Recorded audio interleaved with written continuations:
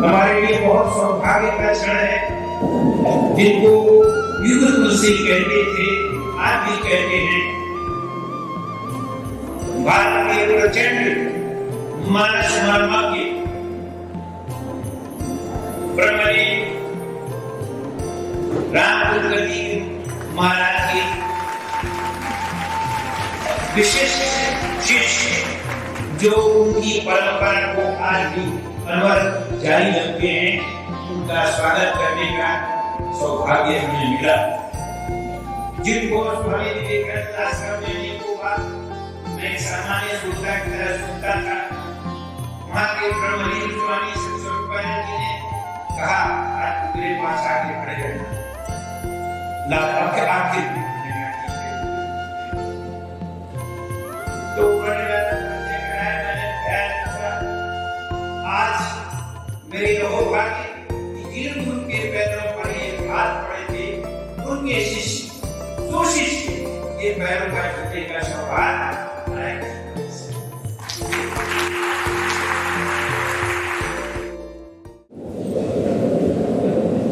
तीन बार हम लोग भगवत नाम स्नान करेंगे, एक बार हम बोलेंगे, उसको अवरोध हो रहेंगे। श्री राम जय राम जय राम, श्री राम जय राम जय राम, श्री राम जय राम जय राम, श्री राम जय राम जय राम, श्री राम जय राम जय राम, बोलिए श्याम रामचंद्र भगवान की जय।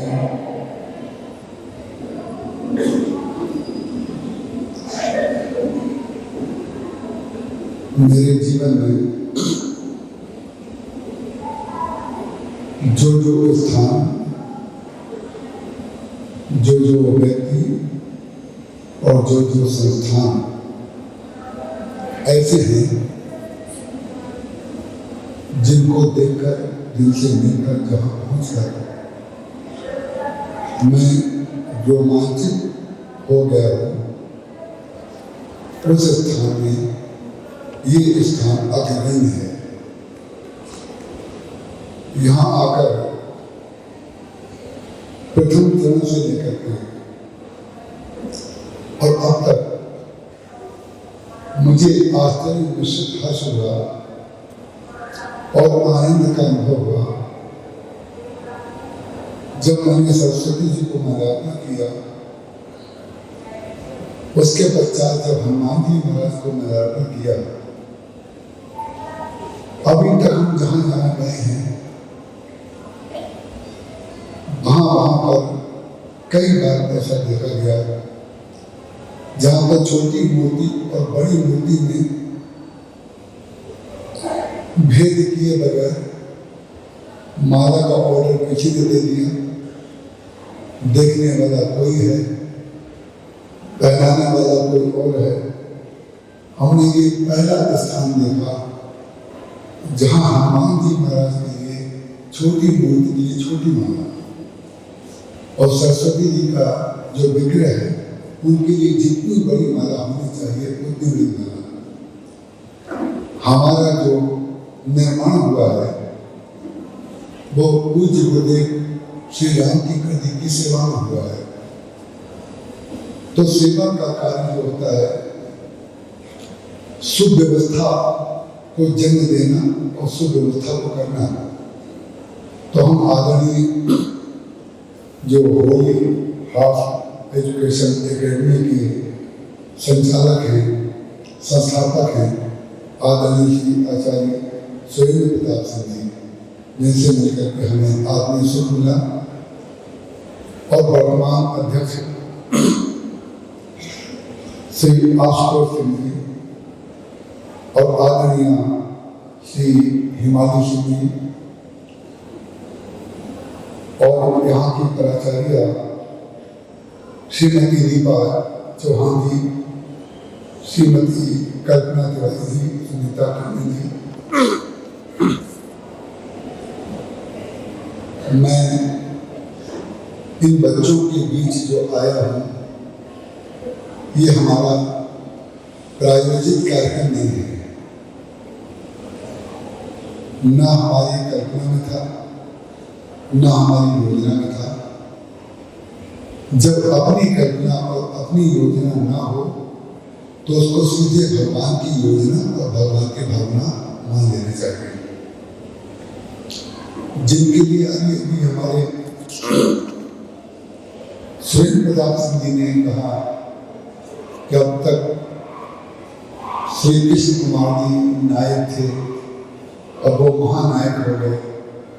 वो उनकी दृष्टि से तो बिल्कुल ठीक है, लेकिन हमारी दृष्टि से महानायक तो केवल ईश्वर ही होता है। हम उनको महानायक इसलिए मान लेंगे क्योंकि वे कृष्ण कुमार हैं। कृष्ण कुमार हैं तो स्थूल और सूक्ष्म दोनों रूप में आप महानायक हैं। चिरंजीव साकेत ने मुझसे बार बार श्री आशुतोष सिंह जी के बारे में बताया था।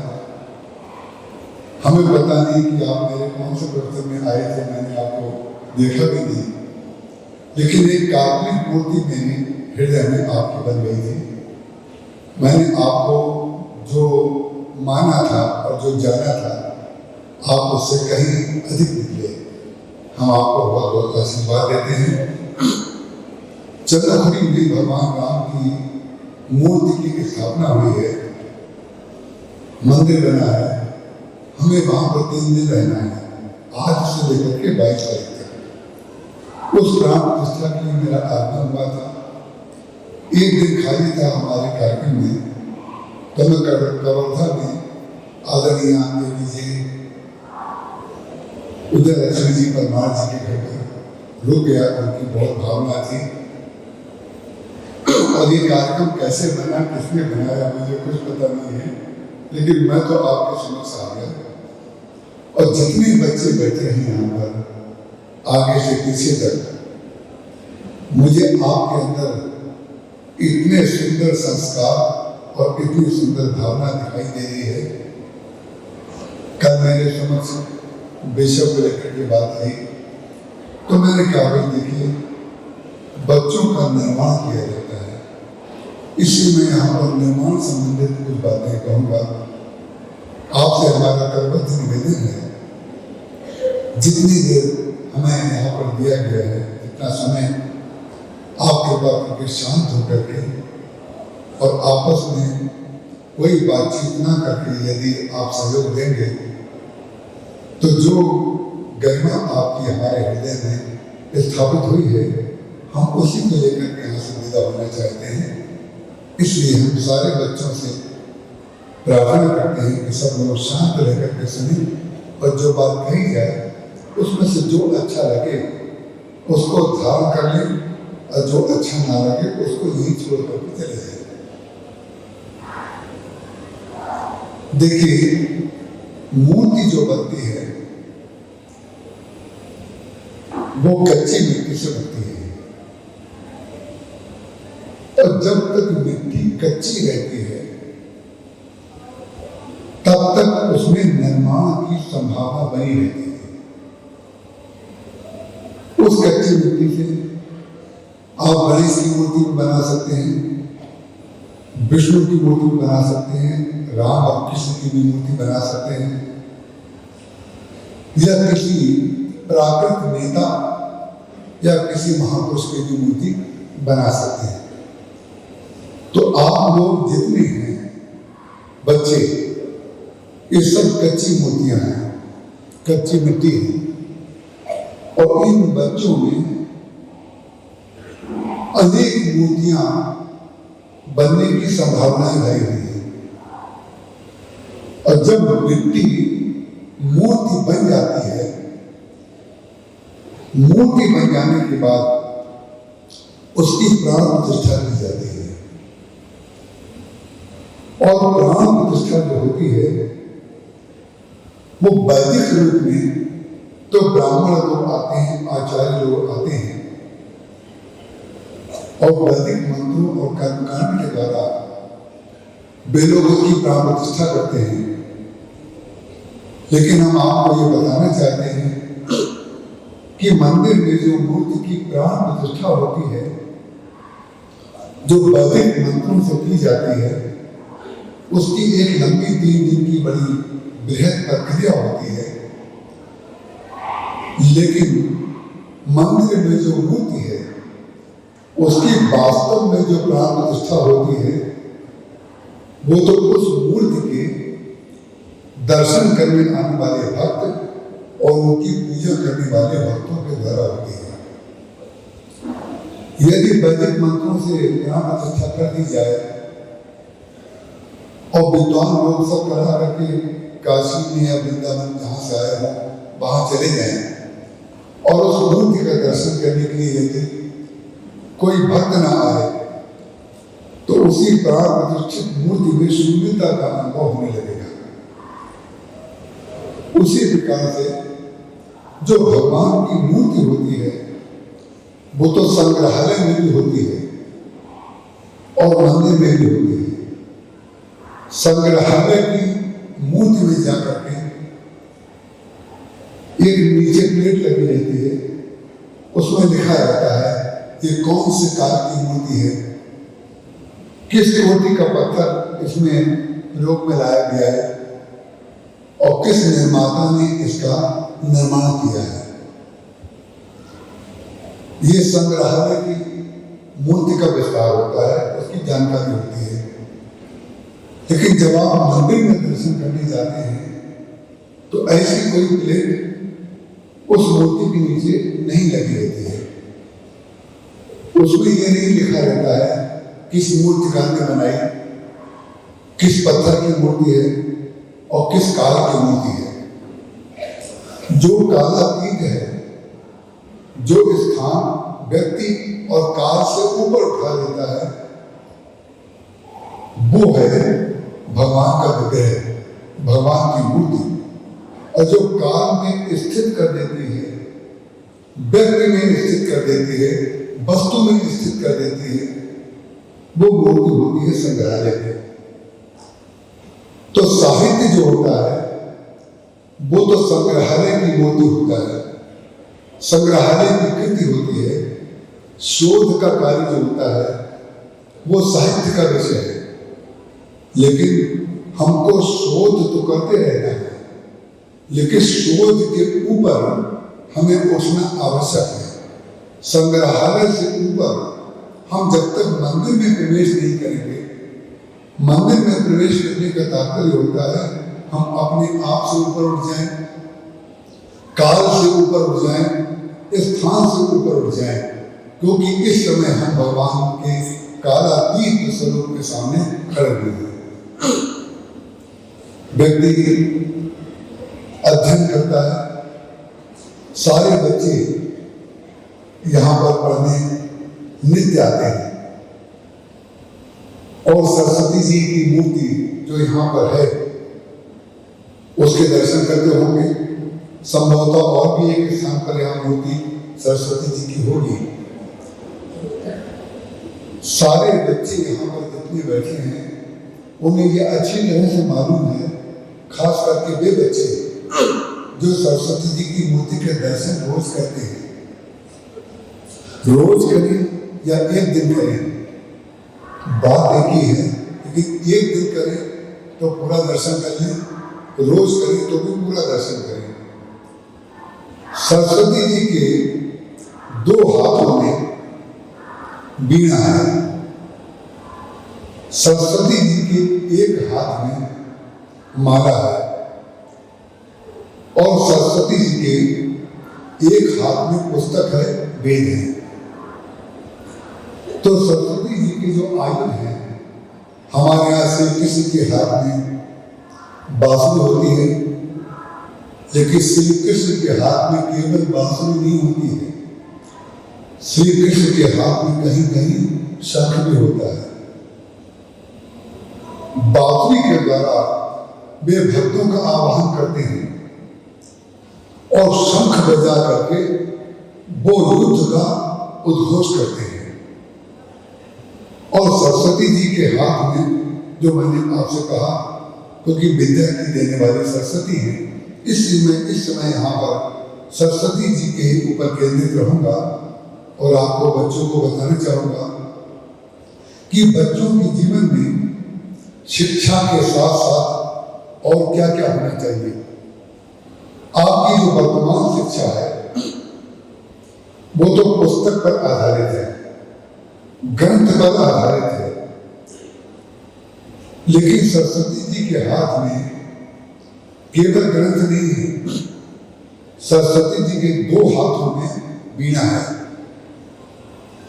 2 हाथों में वीणा का तात्पर्य है, वीणा में 5 तार होते हैं और 5 तारों को कसने के लिए 5 घुंडियां लगी होती हैं दाहिनी ओर। जब कोई वीणा का वादक उसको बजाना चाहता है, राग छेड़ता है, तो राग छेड़ने से पहले वो उन वीणा की जो 5 खूंटियां हैं उनमें से कुछ खूंटियों को कसता है और कुछ खूंटियों को वो ढीला करता है। कसने का तात्पर्य होता है परतंत्रता, मर्यादा, और ढीला करने का तात्पर्य होता है स्वतंत्रता। ये बच्चों के लिए बहुत आवश्यक है। बच्चों को जो माता पिता हैं उनको भी सुनने की आवश्यकता है और बच्चों को भी सुनने की आवश्यकता है। जब खूंटी कसी जाती है तो इसका तात्पर्य है खूंटी अगर कसेंगे नहीं तो उसमें से राग नहीं निकलेगा, और खूंटी ज्यादा कसेंगे तो तार टूट जाएगा, और खूंटी नहीं कसेंगे तो उसमें से कोई संगीत की सृष्टि नहीं होगी। इसलिए जीवन में संगीत की आवश्यकता है। केवल अध्ययन नहीं, संगीत भी उसका बहुत बड़ा भाग होता है, क्योंकि संगीत के जो 5 तार हैं उसमें तालमेल बैठाना। आप और हम जब पढ़ते थे, आप पढ़ते हैं, पढ़ने के बाद जब आप पढ़ने के बाद स्कूल या कॉलेज से बाहर निकल जाएंगे, उसके बाद जो आपने पढ़ा है उसका तालमेल जीवन में बैठाना पड़ेगा। उस समय ना तो वीणा होगी, ना माला होगी और ना पुस्तक होगी। उस समय तो माला से आपने क्या लिया है, पुस्तक से आपने क्या लिया है, और वीणा के जो 5 तार हैं उनमें तालमेल बैठाना जानते हैं कि नहीं। कितने बड़े हम संगीतज्ञ हैं, कितने बड़े हम ज्ञानी हैं, कितना हमने जप किया है भगवान का, वो तो हमारे अंदर है। लेकिन समाज में जब हम बाहर निकलेंगे, लोगों से व्यवहार करेंगे, तो उस समय पता चलेगा हमने संगीत केवल वीणा में बजाया था कि हमारे जीवन में भी कोई तालमेल है। 5 तारों का जो संगम होता है, उन्हीं 5 तारों में 7 स्वर निकाले जाते हैं। कबीरदास जी महाराज का किसी ने पूछा कि महाराज ये शरीर क्या है, इसका उपयोग क्या किया जाना चाहिए, तो उन्होंने कहा, कबीरा ये तन साज तंबुरे का, ये हमारा और आपका जो शरीर है एक तंबुरे का साज है। जिसको हमने वीणा कहा उसको आप तंबुरा मान सकते हैं, नाम अलग अलग है। कबीरा ये तन साज तंबुरे का, खंचत तार मरोड़त खूंटी। कबीरदास जी महाराज कह रहे हैं इनके तारों को कभी खींचना पड़ता है, कसना पड़ता है, और ठीक ठीक जिसने तारों को ढीला कर लिया और जिसने कर लिया और कस लिया, उसके बाद राग की सृष्टि होती है हमारे जीवन में। जब राग की सृष्टि होती है तो इस शरीर से कौन सा राग बजाया जाएगा? तो कबीरदास जी महाराज कहते हैं, खींचत तार मरोड़त खूंटी निकसत राग हुजूरे का। इस शरीर से हम भगवान का राग बजा सकते हैं, ईश्वर का राग बजा सकते हैं। माने इसी शरीर के रहते रहते हम ईश्वर की प्राप्ति कर सकते हैं।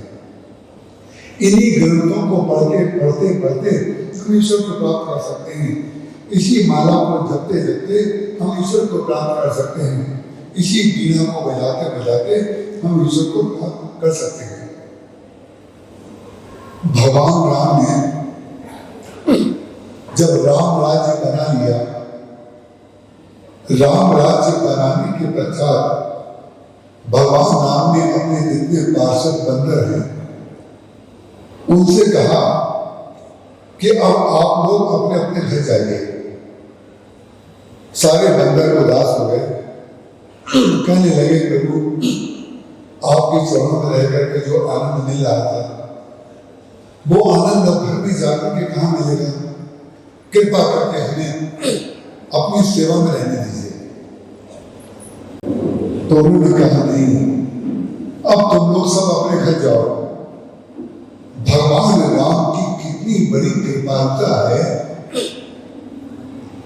यदि भगवान राम उन लोगों को घर ना भेजते और उनकी बात मान लेते कि महाराज आपके चरणों में रह करके जो सुख और आनंद की अनुभूति हो रही है, जो भजन हो रहा है, जो आपकी सेवा हो रही है, वो वहां कहाँ होगा? इसकी कृपा करके हमें आप अपने सेवा में ही रहने दीजिए। लेकिन नहीं, भगवान राम ने सारे बंधुओं को जबरन, किसी की इच्छा जाने की नहीं थी, लेकिन सबको जाने के लिए भगवान ने बाध्य किया। जो राम 22 तारीख को अयोध्या में विराजेंगे, वो राम आपके हृदय में विराजमान हो चुके हैं, इसलिए अयोध्या में विराजमान हो रहे हैं। यदि आपके हृदय में विराजमान न हुए होते तो वहां पर केवल मूर्ति की स्थापना होती, वो संग्रहालय की मूर्ति होती, लेकिन मंदिर की मूर्ति अयोध्या में विराजमान होने का तात्पर्य है जब देश के सारी जनता के हृदय में भगवान विराजमान हो जाए तब उनकी स्थापना होगी। और जब भगवान हृदय में स्थापित होते हैं तो जो अपने निकटस्थ हैं और जो दूर रहते हैं, सबके हृदय में जब वास होगा उनका, तो सबके हृदय की बात को सुनेंगे, सबके हृदय की स्थिति को जानेंगे, समझेंगे। सारे बंदर जाने को तैयार नहीं थे। भगवान ने कहा नहीं, तुमको जाना होगा। उन्होंने कहा महाराज बताइए यहां से जाकर के हम वहां क्या करें जाकर के? तब भगवान ने बहुत सुंदर सूत्र दिया जो हमारे और आप सबके लिए बहुत काम का है। भगवान ने कहा अब गृह जाओ सखा सब, भजो मोहि दृढ़ सदा सर्वगत सर्वहित जान करो अतदेव। समाज में कैसे रहा जाए उसके लिए कितना बड़ा सूत्र दे दिया। विद्यालय में जब तक आप रहते हैं तब तक आप मर्यादा में रहते हैं, सबकी सीटें निश्चित हैं, कौन सा बच्चा कहाँ खड़ा होगा, कहाँ बैठेगा, ये सब निश्चित है। यही मर्यादा यदि हमारे जीवन में स्थापित हो जाए तो परिणाम क्या होगा? लेकिन इस मर्यादा से, जिस मर्यादा से आप बैठे हुए हैं, इस मर्यादा से थोड़ी देर तक बैठा जा सकता है। जिस मर्यादा से हम यहाँ बैठे हुए हैं उस मर्यादा से थोड़ी देर तक बैठा जा सकता है। इस बात को जो जानता है वही मर्यादा पुरुषोत्तम है। इसी को खूंटी को कसना और इसी को खूंटी को ढीला करना कहते हैं। बच्चों से यह आशा की जाए कि बच्चे जैसे क्लासरूम में बैठते हैं, जैसे सभागार में बैठते हैं, उसी तरीके से छुट्टी होने के बाद भी बैठेंगे तो हम मानसिक रोगी हो जाएंगे। अगर बच्चों से हम यह आशा करें कि बच्चों की जब छुट्टी होगी और अपने बस में बैठेंगे तो भी ऐसे बैठे रहेंगे, तब तो क्लास टीचरों को, जो प्राध्यापक हैं, उनको लगेगा देखो कि कैसे बच्चे, लेकिन ध्यान रखिएगा जो बच्चों को पढ़ाने वाले प्राध्यापक हैं उनको ये मालूम है ये मर्यादा का स्थान है, यहाँ पर हमको और आपको सबको ऐसे ही बैठना है। लेकिन जब यहाँ से निकलेंगे तो थोड़ा पैर फैलाने की इच्छा होगी, थोड़ा लेटने की इच्छा होगी, थोड़ा आपस में हंसी मजाक करने की इच्छा होगी। इसीलिए खूंटी को कसना मर्यादा है और खूंटी को ढीला करना स्वतंत्रता है। माता पिता को और प्राध्यापकों को और जो स्कूल के संचालक हैं उनको सबको इस बात का ध्यान रखना चाहिए कि पढ़ाते समय बच्चे और होते हैं, पढ़ाते समय बच्चे ही नहीं प्राध्यापक भी और होते हैं, संचालक भी और होते हैं, जो प्राचार्य हैं वो भी और होते हैं। लेकिन जब स्कूल से बाहर निकलेंगे तो प्रमाण केवल इतना है कि कौन सा तार कितना बजाया जाए। भैरवी बजा रहे हैं तो तार दूसरे ढंग से कैसे जाएंगे, केदारा बजाएंगे तो तार दूसरे ढंग से कैसे जाएंगे, जय जय बंती जब बजाएंगे तो दूसरे ढंग से तार कैसे जाएंगे। जिसके साथ जब व्यवहार जैसा करना हो, पिता के साथ दूसरा राग गाया जाएगा, माँ के साथ दूसरा राग गाया जाएगा, मित्रों के साथ दूसरा राग गाया जाएगा, प्राध्यापकों के साथ दूसरा राग गाया जाएगा। ये जो तालमेल है यही है जीवन का संगीत, यही है ग्रंथों का सार और यही है जब जो सरस्वती जी ने दो हाथों में वीणा ली, एक हाथ में माला ली, एक हाथ में वेद ग्रंथ लिया। इसका तात्पर्य है कि हम लोग अपने अध्यापकों के द्वारा पुस्तकें पढ़ते हैं और पुस्तकों के ज्ञान को हम लोग धारण करते हैं, लेकिन पुस्तकों का जो अध्ययन है, पुस्तकों को जो पढ़ा जाता है, उसका उद्देश्य मालूम में क्या रहता है? कृपा करके बच्चे ध्यान से सुनें। पुस्तकों का जो हम और आप अध्ययन करते और कराते हैं उसका तात्पर्य पुस्तक से ऊपर उठ जाना, पुस्तक से ऊपर उठ जाना। पुस्तक पढ़ी जाती है पुस्तक को पढ़ने के लिए, पुस्तक में निष्ठ होने के लिए, लेकिन जीवन आपका व्यापक तब होगा, अखंड तब होगा जब आप उस पुस्तक से ऊपर उठ जाएंगे। इसको प्रमाण हम देना चाहें। सारे बच्चे स्कूल में पढ़ने आते हैं, स्कूल की सीमा बनी हुई है, बाउंड्री बार बनी हुई है, क्लासरूम की बाउंड्री बार बनी हुई है, यहाँ सभागार की भी बाउंड्री बनी है, शेड बना हुआ है। लेकिन ध्यान रखिएगा जितने बच्चे यहाँ पढ़ने के लिए आते हैं वो आते दिखाई देते हैं पढ़ने के लिए, लेकिन उद्देश्य होता है पढ़ के निकल जाना।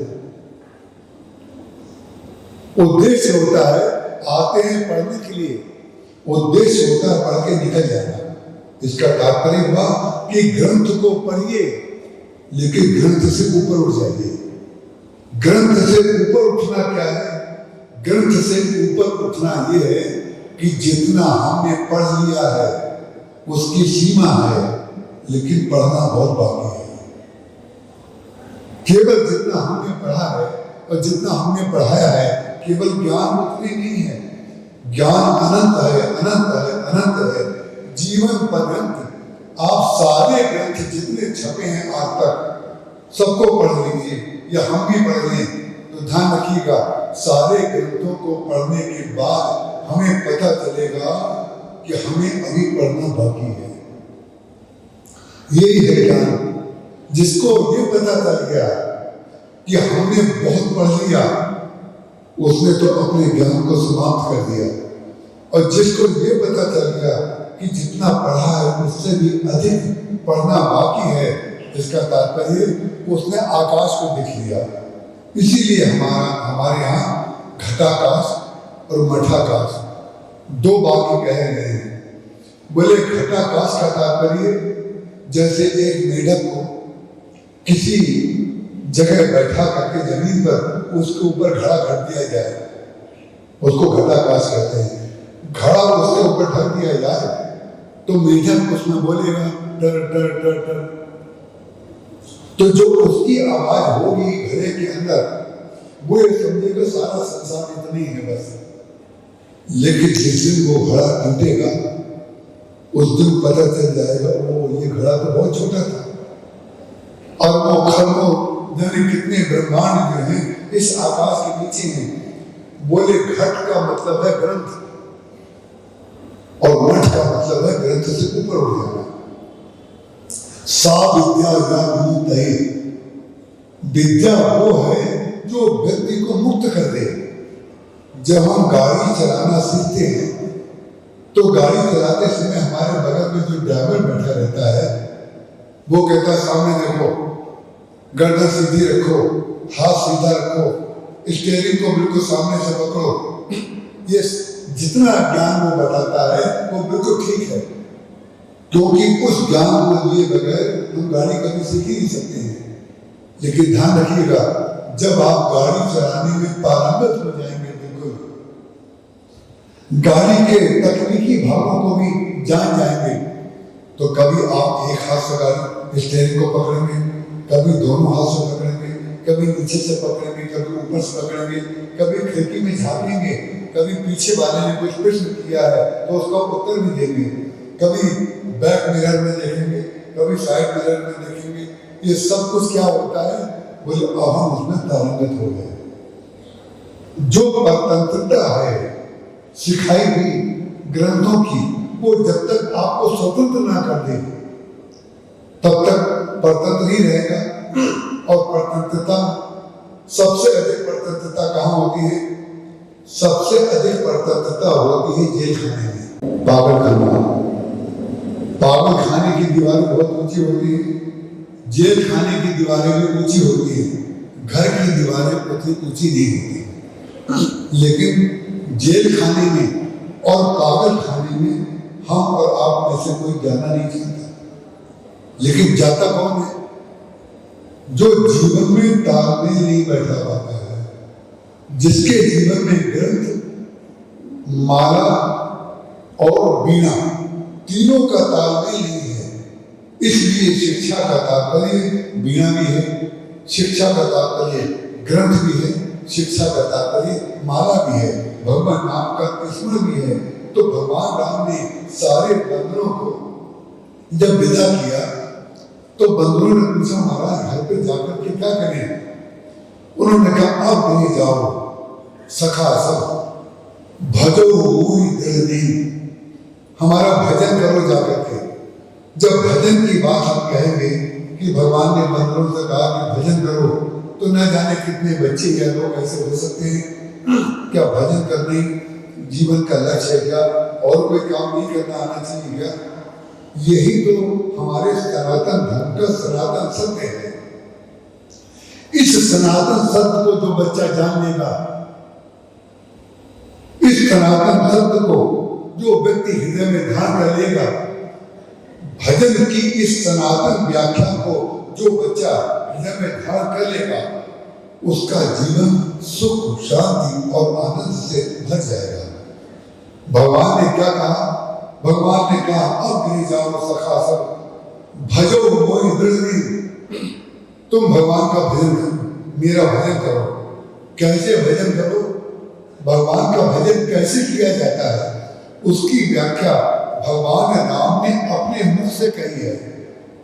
कपोल करके बात नहीं है, हमारा चिंतन नहीं है, हम आरोपित बात नहीं बोल रहे हैं। भगवान राम ने स्वयं बंदरों से कहा कि भजन कैसे होना चाहिए, ये भजन की व्याख्या है। और जिस व्यक्ति ने भजन की इस पद्धति को ग्रहण कर लिया, वो आरती उतारेगा तो भी भजन होगा, भगवान को माला पहनाएगा तो भी भजन होगा। जब हमने हनुमान जी के लिए छोटी सी माला पहनाई, किसने ये निर्णय किया है मुझे नहीं पता, हम उसके चरणों में प्रणाम करते हैं कि जिसके अंदर इतनी संवेदना है कि हनुमान जी की मूर्ति छोटी सी है, उनके लिए छोटे से फूल होने चाहिए। श्रृंगार का तात्पर्य ये नहीं होता है हमने इतनी बड़ी माला पहना दी कि भगवान का ही दिखना बंद हो गया। हम कई बार लोगों के घरों में दर्शन करने जाते हैं, कल भी कहीं गए थे, हमने वहां पर जाकर के यही कहा कि भाई भगवान पहचान में तो आए, हम किन भगवान को माला पहना रहे हैं?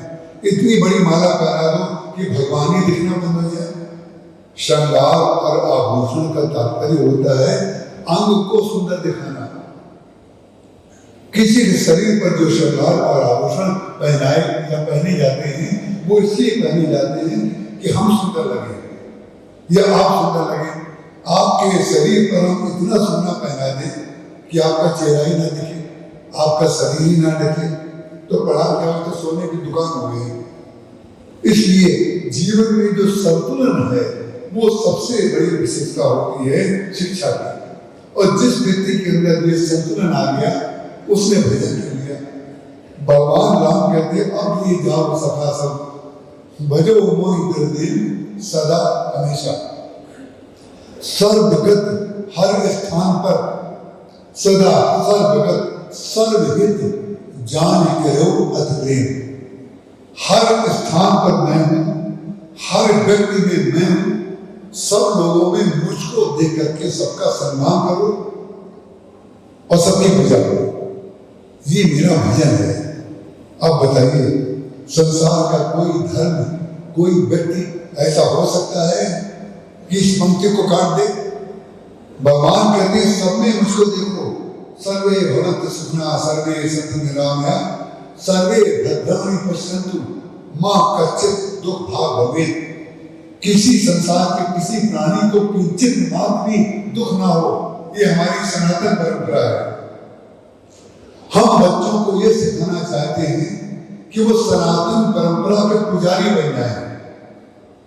और पुजारी बनने का तात्पर्य हम किसी मंदिर में जाने के लिए आप नहीं कह रहे हैं, हम किसी दूसरे धर्म स्थल में जाने के लिए नहीं कह रहे हैं। हम तो आपको घर को मंदिर बनाने की शिक्षा दे रहे हैं। हर घर में मंदिर हो जाएगा जब कोई बच्चा अपने दादा की भावनाओं का ख्याल रखता है, जब कोई बच्चा अपने माता पिता की भावनाओं का ख्याल रखता है। लेकिन ध्यान रखिएगा, हमने 5 उतारों की बात कही है। माता पिता अपनी छाती फैला करके ना सुनने लगे वाह वाह, कितनी बढ़िया शिक्षा दी कि बच्चों को माता पिता की भावनाओं का ध्यान रखना चाहिए। हमने 5 तारों की बात कही है। तारों को ढीला करना और तारों को कसने की बात कही है। माता पिता की भावनाओं का ही ध्यान नहीं, माता पिता को भी बच्चों की भावनाओं का ध्यान रखना है। जब तक तालमेल नहीं बैठेगा ग्रंथ में और माला में और बीना में, तब तक स्कूल में भी तालमेल नहीं बैठ सकता, घर में भी तालमेल नहीं बैठ सकता, व्यवसाय में भी तालमेल नहीं बैठ सकता। तालमेल बैठेगा कैसे? तालमेल इस तरीके से बैठेगा कि बड़े व्यक्ति को हमेशा ध्यान रहे कि मैं बड़ा हूं और छोटे को हमेशा ध्यान रहे कि मैं छोटा हूं। बस इतना ध्यान बना रहे अगर प्रति समय हर समय, तो परिणाम क्या होगा? किसी को किसी से कुछ बोलने की आवश्यकता ही नहीं है। आदरणीय उदय जी ने मुझसे एक दिन पूछा कि शत्रुघ्न जी रामायण में कहीं नहीं बोलते। हमने कहा शत्रुघ्न जी नहीं बोलते हैं, ये भगवान की बड़ी भारी कृपा है। शत्रुघ्न जी नहीं बोलते हैं तो शत्रुघ्न जी को आप अगर एक व्यक्ति मानेंगे, एक मनुष्य मानेंगे, तो कई लोगों ने एक सज्जन ने पुस्तक लिखी थी, कानपुर में उसका विमोचन पूज्य श्री राम कृष्ण जी महाराज ने किया था, रामचरितमानस के उपेक्षित बातें। उन्होंने शत्रुघ्न जी को उपेक्षित, उर्मिला जी को उपेक्षित, मांडवी जी को उपेक्षित, श्रुतकीर्ति जी को उपेक्षित बात माना था। महाराज जी राम कृष्ण जी ने उसकी व्याख्या करते हुए ये कहा कि भवन जो बनाया जाता है इतना बड़ा, सारा भवन तो ऊपर दिखाई देता है जिससे हम व्यवहार करते हैं, लेकिन ध्यान रखिएगा ये सारा भवन जो दिखाई देता है, ऊपर जो भी वस्तु दिखाई दे रही है, ये उसके कारण दिखाई दे रही है जो नींव के अंदर भरे हुए हैं। जो नींव के अंदर मसाला, लोहा, सीमेंट, बजरी, कंक्रीट डाली जाती है, उसके साथ उपेक्षा हुई है कि नहीं? वो दिखाई दे रहे हैं क्या? वो बोल रहे हैं क्या? तो ध्यान रखिएगा, जिस व्यवस्था में, जिस परिवार में, जिस देश में बोलने वालों के साथ साथ कुछ लोग ना बोलने वाले, अपने आप को नींव का पत्थर बनाने वाले नहीं होंगे, वो भवन गिर जाएगा। ये बहुत आवश्यक है कि परिवार में कुछ बोलने वाले भी होने चाहिए और कुछ ना बोल करके भी कार्य करने वाले होने चाहिए। तो रामचरित मानस में किसी की उपेक्षा नहीं की गई है। अगर उपेक्षा की गई होती तो उनका नाम भी नहीं लिखा जाता। जब नाम भी नहीं लिखा जाता तो आप कह सकते हैं कि उपेक्षा हुई होगी।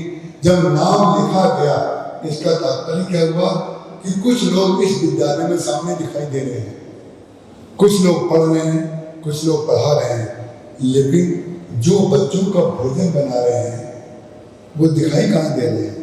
जो बच्चों के लिए गाड़ी चला रहे हैं वो दिखाई कहाँ दे रहे हैं? बच्चे पढ़ रहे हैं, पढ़ाने वाले, तो क्या केवल प्राध्यापक और बच्चों का ही स्कूल है क्या? ना जाने कितने लोग किसी व्यवस्था को चलाने में नींव के पत्थर होते हैं, जो नींव की तरह अंदर अपने आप को तिरोहित कर देते हैं, कभी दिखाई ही नहीं देते। जब देखिए तो भवन दिखाई देगा। तो भगवान राम ने अपने बंदरों के हृदय को समझ लिया और भगवान राम ने उन बंदरों के हृदय को ही नहीं समझ लिया, जो बंदरों के माता पिता हैं, उनका जो परिवार है, उनके हृदय में तो भगवान राम का वास है ना। वो तो सब जगह सर्वव्यापक है भगवान राम। तो उन्होंने ये माना कि कभी अगर इनके परिवार वालों को याद आई और उन लोगों ने इनको चिट्ठी लिख करके बुलाया, या इनको याद आई और इन्होंने चिट्ठी लिख करके कहा कि हमें 15 दिन के लिए तुम घर बुला लो और भगवान के नाम चिट्ठी लिख दो, तो भगवान हमें 15 दिन की छुट्टी दे देंगे। तो भगवान की कृपालुता क्या है?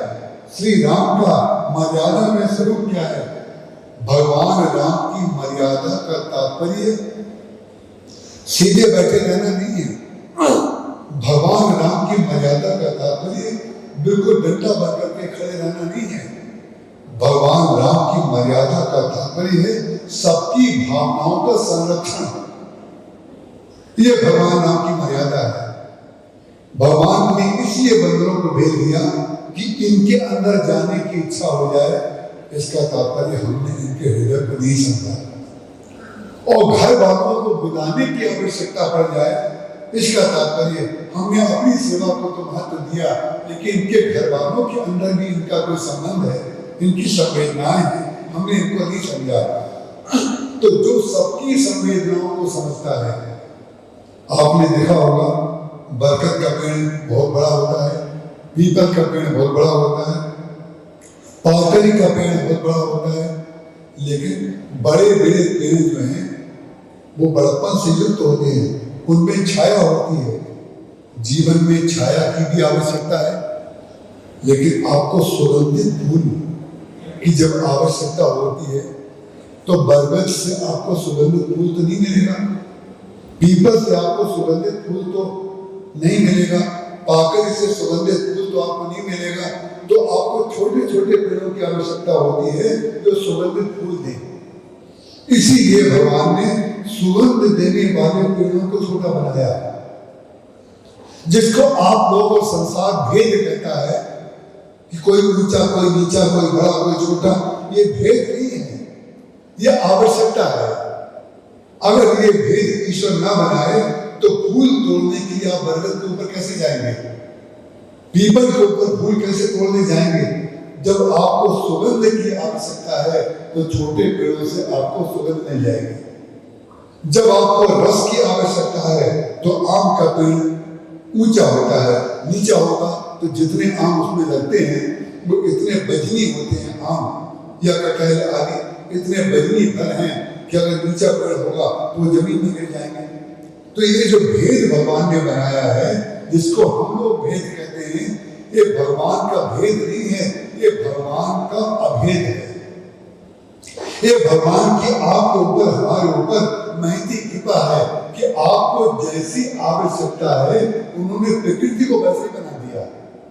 सुगंधित पुष्पों के पेड़ छोटे, छाया देने वाले पेड़ ऊंचे, फल देने वाले मध्य, इसी प्रकार से हमारे जीवन में वो संतुलन भगवान राम ने प्रकृति में जो भेद किया है, और जो भेद होता है वो भेद पैदा करने के लिए नहीं होता है।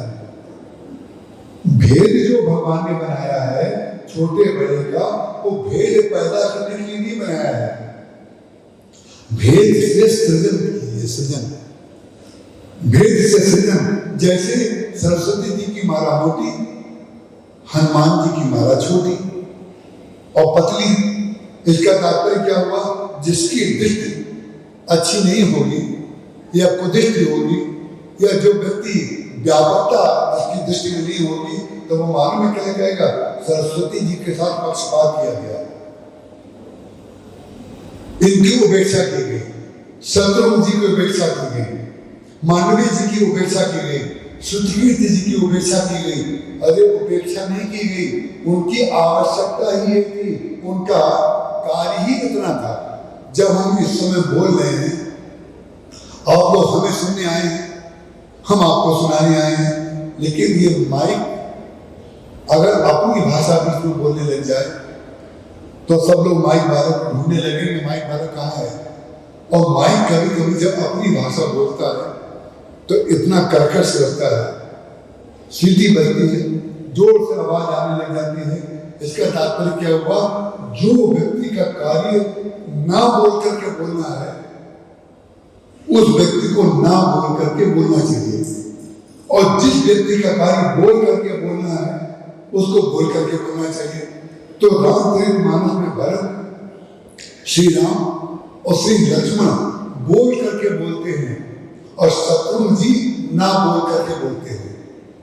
ना बोल करके बोलना, उसका कारण क्या है? जब आप मूर्ति देखते हैं, कई मंदिरों में आप गए होंगे, इतनी सुंदर मूर्ति होती है तो हमारे और आपके मुंह से निकल जाता है, इतनी सुंदर मूर्ति थी, ऐसा लग रहा था अभी बोल पड़ेगी। इसका तात्पर्य क्या हुआ? बोल नहीं रही है, लेकिन वो बोल रही है। जब आपको लग गया कि मूर्ति बोल रही है, तो मूर्ति बनाने वाला भी धन्य हो गया, और मूर्ति के दर्शन करने वाला भी धन्य हो गया। सा विद्या या विमुक्त है, विद्या वो है जो व्यक्ति को मुक्त कर दे।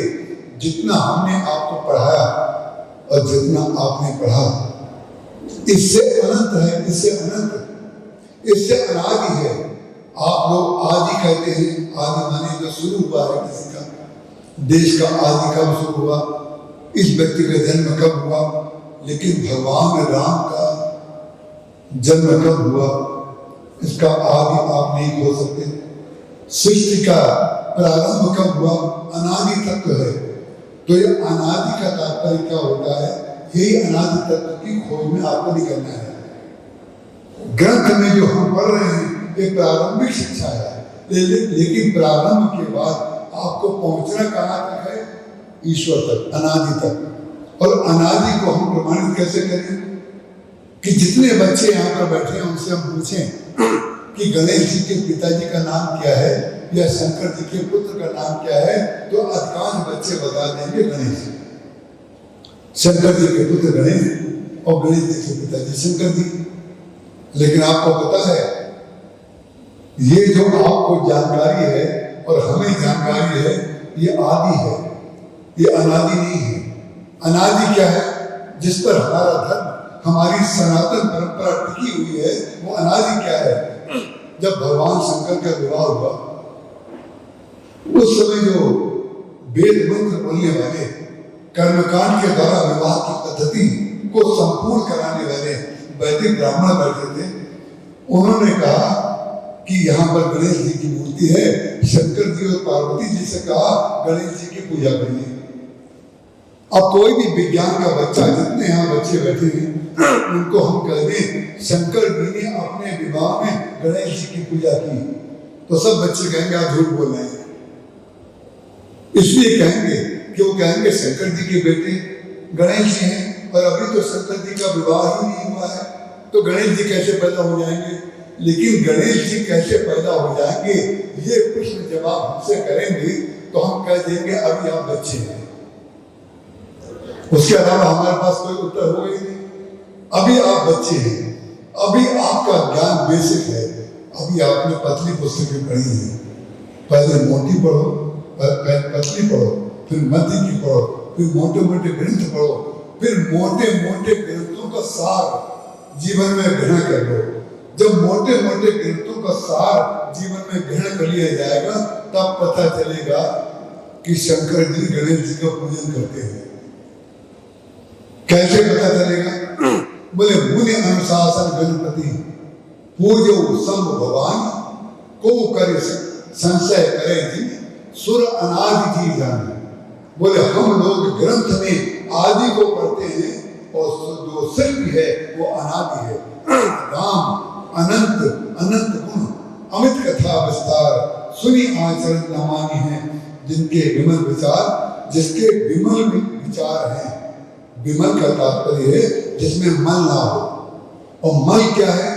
हम इतना जानते हैं, हम इतने ज्ञानी हैं, हम इतने पढ़े हुए हैं, हमने ये जाना है, यही मल है। और जिस दिन ये मल हमारे हृदय से निकल जाएगा, उस दिन हमारा विमल हृदय हो जाता है। तो विमल हृदय हो जाता है, तो विमल हृदय की विशेषता क्या होती है? विमल हृदय का प्रमाण क्या होता है? बोला व्यक्ति दूसरे को सुनना चाहता है, दूसरे को सुनना चाहेगा। जो व्यक्ति जितना बड़ा ज्ञानी होगा, उसकी विशेषता एक बहुत बड़ी होती है, ध्यान रखिएगा।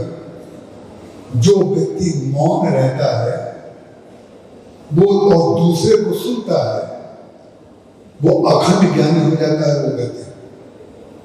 उसका कारण क्या है? सबको सुनने के बाद और सबसे सीखने के बाद। लोग कहते हैं स्कूल में पढ़ाई होती है, स्कूल में पढ़ाई होती है, वो भी पढ़ाई है, लेकिन स्कूल से जो घर जाते हैं, न जाने कितने दृश्य ऐसे दिखाई देते हैं जो आपको प्रिय नहीं लगते, हमको प्रिय नहीं लगते। उसने भी तो हमें सिखा दिया ना, उसने हमें ये सिखा दिया हमें ऐसा नहीं करना चाहिए। और जिसने अच्छा कार्य किया उसने ये सिखा दिया हमें ऐसा करना चाहिए। तो जो व्यक्ति सीखना चाहता है वो तो संसार में सबसे सीख लेता है, और जो व्यक्ति सीखना नहीं चाहता है वो व्यक्ति किसी से नहीं सीख पाता। और सीखने का जो आधार है, कहाँ से सीखा जाता है? श्रुति से, कान से सीखा जाता है। इसलिए हमारे यहाँ जो सरस्वती जी के हाथ में ग्रंथ है, पुस्तक है, वेद है, वेद का एक नाम वेद है और एक उसका नाम है श्रुति।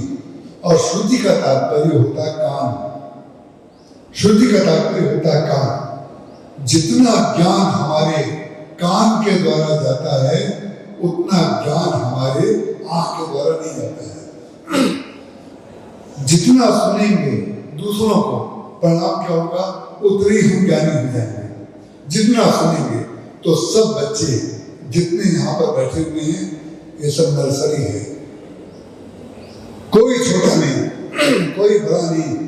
कोई सुगंधित पौधा बनेगा, कोई फल देने वाला पौधा बनेगा, कोई छाया देने वाला पौधा बनेगा।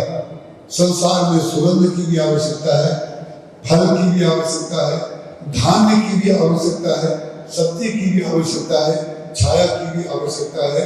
आप लोग इस देश का भविष्य हैं,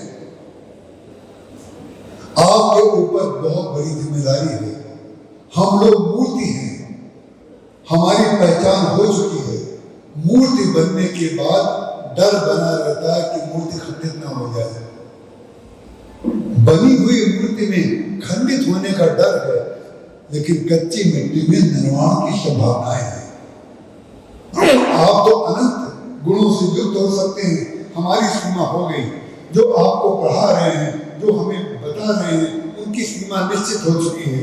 लेकिन ध्यान रखिएगा, जो बच्चे सुन रहे हैं और जो बच्चे सुन करके उसको धारण कर रहे हैं, वो अनंत संभावनाओं से युक्त हैं। कौन सा बच्चा किस दिशा में जाएगा, और ये बात ध्यान रखिएगा। जिस बच्चे का विजन, दृष्टिकोण प्रारंभ से ही निश्चित रहता है और शिक्षा में आगे बढ़ने के लिए बहुत आवश्यक होता है कई बच्चों को आदत होती है रात को 3-3 बजे तक पढ़ते हैं, 4-4 बजे तक पढ़ते हैं। जब 4 बजे तक आप पढ़ेंगे तो आपको लगेगा कि हमने तो रात में पढ़ाई की। लेकिन 3 बजे तक पढ़ने वाले बच्चे जब परीक्षा देने जाते हैं तो कॉपी के सामने भूल जाते हैं, क्योंकि जिस समय नींद का समय था उस समय आपने अपनी आंखों पर पानी डाल डाल करके, गीला रुमाल कर करके आपने जगे और आपने पढ़ाई की। तो जिस समय हम क्लासरूम में गए परीक्षा देने के लिए, उस समय नींद हावी हो गई। जब नींद हावी हो गई उस समय जो पढ़ा हुआ था वो विस्मृत हो गया। अच्छी पढ़ाई के लिए, टॉपर बनने के लिए यह आवश्यक है, जिस समय सोना चाहिए उस समय सोइए, जिस समय भोजन करना चाहिए उस समय भोजन करिए, जिस समय खेलना चाहिए उस समय खेलिए, जिस समय हंसी मजाक करनी चाहिए उस समय हंसी मजाक भी करिए। ये जीवन का अंग है, हंसना जीवन का अंग है। व्यक्ति जितना अधिक स्माइलिंग फेस रहेगा, जितना मुस्कुराता रहेगा, बार बार व्यक्ति की दृष्टि उसी की ओर जाती है जो मुस्कुराता है। और जो किशमिश की तरह मुंह लेके बैठता है, अंगूर को सब पसंद करते हैं, किशमिश की तरह लेके बैठे चेहरा, पर कुछ भी बात कही जा रही है इनके ऊपर कोई अंतर नहीं पड़ रहा है। वो जैसे आए थे वैसे चले गए, मानो उन्होंने कोई कुछ ग्रहण ही नहीं किया। उसका कारण क्या है? हर व्यक्ति को चाहिए कि जो ज्ञान है, जो बच्चे को जिस समय पढ़ना है हम उस समय पढ़ेंगे, जिस समय खेलना है हम उस समय खेलेंगे, और जिस समय भोजन करना है उस समय भोजन करेंगे। मित्रों के साथ अलग भाषा में बात करेंगे, पापा के साथ अलग भाषा में, मम्मी के साथ अलग भाषा में, क्लास टीचर के साथ अलग भाषा में, प्यून के साथ अलग। जैसे आप अपने जीवन के खंड करना चाहते हैं, ऐसे ही भगवान राम और भगवान कृष्ण के जीवन में भी यहाँ पर, क्योंकि हमें दोनों भाषाओं को मिला करके बोलना पड़ रहा है, अध्यापक भी हैं और बच्चे भी हैं, और जो अध्ययन करने के बाद उससे भी ऊपर जा चुके हैं वो भी हैं। जब सब तरह के लोग बैठे हैं तो सब बातें मैं मिक्स करके बोल रहा हूँ ताकि सबको कुछ न कुछ मिल जाए। जो बच्चे पढ़ करके भगवान राम और भगवान कृष्ण, आपने एक शब्द सुना होगा मर्यादा, मर्यादा पुरुषोत्तम श्री राम। भगवान राम के साथ मर्यादा पुरुषोत्तम लिखा हुआ है। और श्री कृष्ण कौन है? बोले लीला पुरुषोत्तम है, श्रृंगार पुरुषोत्तम है। भगवान कृष्ण के जीवन में श्रृंगार की प्रधानता है और भगवान राम के जीवन में मर्यादा की प्रधानता है। दोनों पूर्ण ब्रह्म हैं। एक सूर्य वंश में जन्म लेता है, एक दिन में जन्म लेता है और एक रात्रि में जन्म लेता है। दोनों विरोध है कि नहीं? एक रात में जन्मा, एक दिन में जन्मा, लेकिन विरोध होते हुए भी सामंजस्य क्या है? दोनों ने 12 बजे जन्म लिया। राम जी दिन के 12 बजे और कृष्ण जी रात के 12 बजे। इसका तात्पर्य क्या हुआ? जीवन में मध्य को पकड़े रहिए, संतुलन को पकड़े रहिए। और जिन राम के लिए कहा जाता है इनके जीवन में मर्यादा पुरुषोत्तम है, मर्यादा है, और कृष्ण के लिए कहा जाता है श्रृंगार पुरुषोत्तम है, लीला पुरुषोत्तम है। लेकिन नहीं, ये ग्रंथ का सत्य है। जो पढ़ लिया वो पढ़ा दिया और सुन लिया और सुना दिया। उससे ऊपर क्या है? उससे ऊपर ये है कि भगवान राम में मर्यादा का श्रृंगार है। ध्यान से सुनिएगा बात को। भगवान राम मर्यादा पुरुषोत्तम इसलिए हैं कि भगवान राम के जीवन में मर्यादा का श्रृंगार है और भगवान कृष्ण के जीवन में श्रृंगार की मर्यादा है।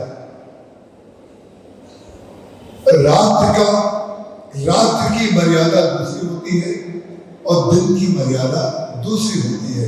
कमरे की मर्यादा दूसरी होती है और ऑफिस की मर्यादा दूसरी होती है। सड़क की मर्यादा दूसरी है, फील्ड में आप गाड़ी चला रहे हैं तो आगे पीछे कुछ भी कर लें, लेकिन ट्रैफिक में गाड़ी चलाएंगे तो आपको पूरे ट्रैफिक नियमों का पालन करना पड़ेगा।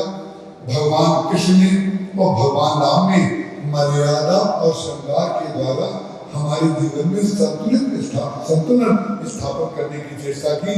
हम इन बच्चों को ये आशीर्वाद देते हैं, मंगल कामना करते हैं, और जो परिवार यहाँ पर हमारे जो चला रहे हैं इस स्कूल को, उनके प्रति आचार्य सुरेंद्र प्रताप सिंह जी और आशुतोष सिंह जी और हिमानी जी और जो प्राचार्य हैं यहाँ की श्रीमती नीपा चौहान जी, सबके प्रति मेरा बहुत बहुत आभार।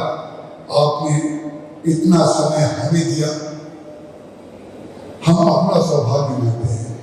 हम कभी अपने प्रवचन में, अपने भाषण में ये नहीं कहते हैं कि आपका सौभाग्य है कि आपको सुनने को मिला है। हम ये कहते हैं कि हमारा सौभाग्य है कि हमें आपके बीच आने का अवसर मिला। सब लोग अपना सौभाग्य मानेंगे तो सबका सौभाग्य हो जाएगा। भगवान राम 22 तारीख को जो प्राण प्रतिष्ठा हो रही है, उस 22 तारीख की प्राण प्रतिष्ठा का जो असर है हमें सारे विद्यालयों में, रास्तों में, मंदिरों में, कार्यालयों में, व्यक्तियों में, स्त्रियों में, पुरुषों में, बच्चों में, सब में दिखाई दे रहा है। हम सबके जीवन में भगवान की मर्यादा और भगवान का श्रृंगार, भगवान का व्यवहार, सब कुछ हमें उपहार रूप में, कृपा रूप में मिले। इस मंगल कामना के साथ सब बच्चों को मैं बहुत बहुत आशीर्वाद देता हूँ। आपके जीवन में सुगंध हो, आपके जीवन में छाया हो, आपके जीवन में मिठास हो। इन्हीं शब्दों के साथ मैं अपने वक्तव्य को पूरा करता हूँ। जय श्री राम।